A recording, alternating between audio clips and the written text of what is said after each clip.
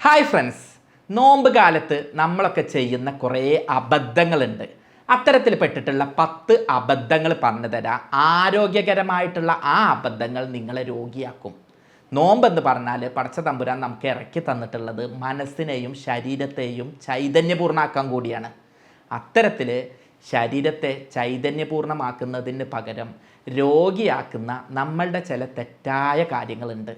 നോമ്പെടുക്കുമ്പോൾ നിർബന്ധമായും അത് അറിഞ്ഞിരിക്കേണ്ടതാണ്. അതുകൊണ്ട് തന്നെ ഇന്ന് ആ വിഷയമാണ് ചർച്ചയിൽ വെച്ചിട്ടുള്ളത്. നമ്മുടെ നോമ്പ് കഴിയുമ്പോൾ പലപ്പോഴും ശരിയായ അർത്ഥത്തിൽ നോമ്പെടുത്ത ആളുകളുടെ പലരുടെയും BP കുറയുന്നതായിട്ട്, വെയിറ്റ് കുറയുന്നതായിട്ട്, കൊളസ്ട്രോൾ കുറയുന്നതായിട്ട്, സ്ഥിരമായിട്ടുള്ള അലർജി അടക്കമുള്ള രോഗങ്ങൾ കുറയുന്നതായിട്ട് കണ്ടിട്ടുണ്ട്. എൻ്റെ അനുഭവത്തിൽ പറയുകയാണെങ്കിൽ ഞങ്ങളടുത്ത് കുറേ പേര് കുട്ടികളില്ലാത്ത ചികിത്സക്ക് വരുന്നതാണ്. ഞാൻ കഴിഞ്ഞൊരു 10 വർഷത്തെ അനുഭവം എടുത്ത് നോക്കുമ്പോൾ ആ ഒരു റെക്കോർഡ് കൃത്യമായിട്ട് നോക്കുമ്പോൾ എനിക്ക് ഏറ്റവും കൂടുതൽ കുട്ടികളായി എന്ന് പറഞ്ഞു വന്നിട്ടുള്ളത് നോമ്പിൻ്റെ പിറ്റേ മാസം, പെരുന്നാൾ കഴിഞ്ഞിട്ടുള്ള മാസം, അതല്ലെങ്കിൽ വലിയ പെരുന്നാളിന് മുമ്പായിട്ടുള്ള മാസമാണ്. എനിക്കതിൽ നിന്ന് മനസ്സിലായത് നോമ്പ് കുറേ മനസ്സിൻ്റെ സ്ട്രെസ്സൊക്കെ കുറച്ച് ആരോഗ്യകരമായിട്ട് ഭക്ഷണമൊക്കെ കുറേ നിയന്ത്രിച്ച് വരുമ്പോൾ ഈ പ്രശ്നങ്ങൾ തീർന്ന് കുട്ടിയാവുന്നത്, പെട്ടെന്ന് കുട്ടിയാവാൻ ഈ മരുന്നുകൾ ഏൽക്കാനൊക്കെ സഹായകരാവുന്നുണ്ട് എന്നുള്ളതാണ്. എന്നാൽ നമ്മൾ രോഗിയാവുന്നത് എന്തൊക്കെ കാരണങ്ങൾ കൊണ്ടാണെന്ന് നമുക്കിന്ന് ചർച്ച ചെയ്യാം. ഞാൻ doctor Basil Yusuf, doctor Basil's homeo hospital, Pandikkad, Malappuram ജില്ല, നടക്കാവ്, കോഴിക്കോട്.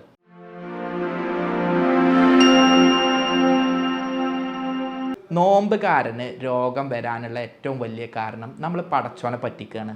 നോമ്പ് എന്ന് പറഞ്ഞിട്ട് വാരി വലിച്ച് ഭക്ഷണം കഴിക്കുകയും ചെയ്യും. അങ്ങനെ ഭക്ഷണം കഴിക്കുന്നത് കൊണ്ട് കൊഴുപ്പടിയും, തടി കൂടും. അല്ലെങ്കിലോ ശരീരത്തിൽ പകൽ സമയം ഭക്ഷണം കഴിക്കാതിരിക്കുമ്പോൾ കൊഴുപ്പ് കുറഞ്ഞ് ശരീരത്തിൽ കെട്ടിക്കിടക്കുന്ന കൊഴുപ്പ് കുറഞ്ഞിട്ട് തടി കുറഞ്ഞ് മുട്ടുവേദന, PCOD, പൈൽസ്, കൊളസ്ട്രോള്, BP ഇങ്ങനത്തെയൊക്കെ രോഗങ്ങൾ കുറയാൻ സഹായിക്കും. പക്ഷെ ഇവിടെ എന്താ സംഭവിക്കുന്നത്? ഈ കൊഴുപ്പ് പകൽ സമയം നമ്മൾ കഴിക്കാത്തതും കൂടെ രാത്രി കഴിക്കും. അപ്പോൾ കൂടുതൽ കൊഴുപ്പാവും. വ്യായാമം ചെയ്യൂല, ഉറങ്ങൂല, വെള്ളം കുടിക്കൂല, കണ്ണി കണ്ട ഭക്ഷണങ്ങൾ കഴിക്കും. അപ്പോൾ ഇത് ഒഴിവാക്കാൻ വേണ്ടിയിട്ട് കുറച്ച് ശീലങ്ങൾ, തെറ്റായ ശീലങ്ങൾ നിങ്ങളെ ശ്രദ്ധയ്ക്കപ്പെടുത്തുകയാണ്. ഒന്നാമത്തത് അത്താഴം ഒഴിവാക്കുന്ന ശീലം ഒഴിവാക്കണം. 2, അത്താഴം കഴിഞ്ഞിട്ട് കിടന്നുറങ്ങുന്ന ശീലം ഒഴിവാക്കണം. 3, രാത്രി വൈകി ഉറങ്ങി അങ്ങാടി കൂടെ കളിച്ച് നടക്കുന്ന ശീലം ഒഴിവാക്കണം. 4, സോഡ, കളർ ഭക്ഷണങ്ങൾ, ഫുൾ ജാർ സോഡ ഇത്തരം സാധനങ്ങൾ ഒഴിവാക്കണം. 5, ഉപ്പിലിട്ട എണ്ണമെഴുക്കുള്ള സാധനങ്ങൾ, ഉപ്പിലിട്ടിട്ടുള്ള സുർക്കിയിലിട്ട് വെച്ചിട്ടുള്ള നമ്മളുടെ മാങ്ങ ഉപ്പിലിട്ടത്, 420 അച്ചാർ ഇത്തരം സാധനങ്ങൾ ഒഴിവാക്കണം. 6, അത്താഴത്തിന് തലേ ദിവസമുള്ള ഭക്ഷണങ്ങൾ ചൂടാക്കിയിട്ട് കരിച്ചതും പൊരിച്ചതും പിന്നെയും ചൂടാക്കി കഴിക്കുന്ന രീതി ഒഴിവാക്കണം. 7, വെള്ളം കൂടി കുറയുന്ന ശീലമുണ്ട്. പലരും പകരം സോഡ ഉപയോഗിക്കും, കളർ വെള്ളങ്ങൾ ഉപയോഗിക്കും, കൂൾ ഡ്രിങ്ക്സ് ഉപയോഗിക്കും, അത് ഒഴിവാക്കണം. 8, നോമ്പ് തുറക്കുന്ന സമയത്ത് അസിഡിക് ആയിട്ടുള്ള ഭക്ഷണങ്ങൾ കഴിക്കും. നാരങ്ങ വെള്ളം നല്ല മധുരട്ട്, നല്ല നാരങ്ങ പീച്ച്, നല്ല പുളിയായിട്ടുള്ളത് ഉണ്ടാക്കും. അത് അസിഡിക് ആയിട്ട് നിൽക്കുന്ന നോമ്പ് നോറ്റ ശരീരക്കാരൻ്റെ ശരീരത്തേക്ക് വീണ്ടും അസിഡിറ്റി കൊടുക്കുന്ന പ്രശ്നമാക്കുന്ന. അപ്പോൾ അത് പരമാവധി ഒഴിവാക്കുക. 9, അൽഫാം, ബ്രോസ്റ്റ്, മന്തി, പിന്നെന്തൊക്കെയുള്ളത്, ഇങ്ങനത്തെ കരിച്ചത് പൊരിച്ചതൊക്കെ പരമാവധി ഒഴിവാക്കുക. പ്രത്യേകിച്ച് എണ്ണ പലഹാരങ്ങളുടെ ഒരു വിഭവങ്ങൾ തന്നെയാണ് നോമ്പിൻ്റെ സമയത്ത് ഉണ്ടാവുക. ഇതൊക്കെ എണ്ണ ഉപയോഗിച്ച എണ്ണ പിന്നെയും ഉണ്ടാവുക.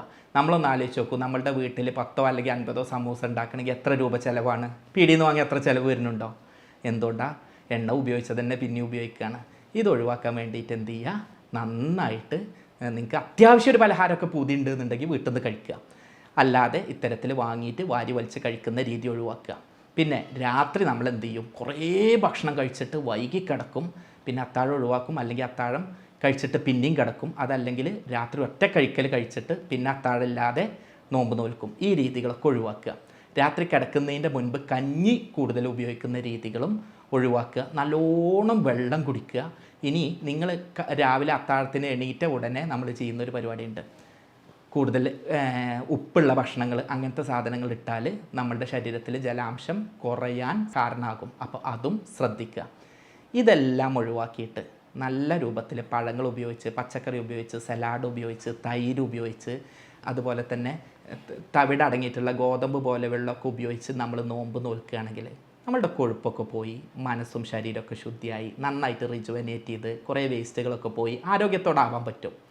ഇല്ലെങ്കിൽ സംഭവിക്കുക, ഈ എണ്ണക്കൊഴുപ്പുകൾ കൂടിയിട്ട് കൊളസ്ട്രോൾ ഉണ്ടാക്കും, കൊഴുപ്പുണ്ടാക്കും, തടി കൂട്ടും. ഈ പഞ്ചസാരകൾ കൂടിയിട്ട് പ്രമേഹം പോലുള്ള രോഗങ്ങൾ ഉണ്ടാക്കും. ഈ സാധനങ്ങളൊക്കെ അടിഞ്ഞിട്ട് വയറിന് അസിഡിറ്റി ഉണ്ടാക്കും, മലം ഉറച്ചു പോവും, ഉറക്കം ശരിയാവാതെ മാനസിക പ്രശ്നങ്ങൾ ഉണ്ടാവും, BP കൂടും, ഇങ്ങനത്തെ രോഗങ്ങളായി മാറും. അപ്പോൾ ഇതാവാതിരിക്കാൻ വേണ്ടിയിട്ട് ഈ 10 നിയന്ത്രണങ്ങൾ ശ്രദ്ധിക്കുക. ആരോഗ്യപൂർണ്ണമാവട്ടെ നിങ്ങളുടെ ഓരോ നോമ്പും, രോഗമില്ലാതെ ആവാനാവട്ടെ ഈ നോമ്പ്. പരമാവധി ഈ സന്ദേശം എല്ലാവരിലേക്കും എത്തിക്കുക. സ്നേഹത്തോടെ doctor Basil Yusuf, doctor Basil Soumya hospital, Pandikkad, Malappuram ജില്ല, നടക്കാവ്, കോഴിക്കോട്.